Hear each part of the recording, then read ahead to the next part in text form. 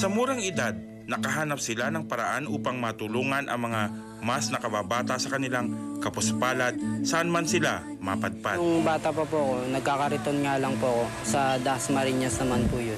Yun ko po natutunan mag-akit bahay, nagnanakaw, nandudukot ng mga Christmas light. Dahil nga po sa kahirapan namin, wala kaming ganun. Pero ngayon po, dahil sa Dynamic Tin Company, pinaaral po nila ako.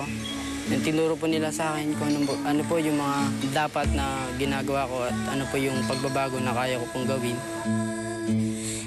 Ang Dynamic Tin Company po ay isang aktibong samahan pangkabataan na naglalayong pong magbigay ng malaking pagbabago po sa ating lipunan. Ang kabataan po talaga po ay kumikilos.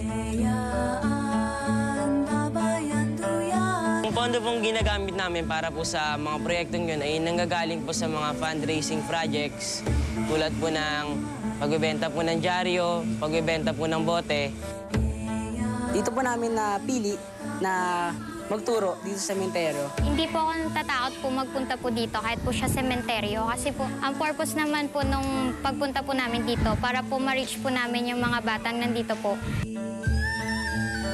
Nakikita ko po sa kanila yung sarili ko po dahil dati isa rin po ako sa mga binibigyan, isa rin po ako sa mga nangihingi.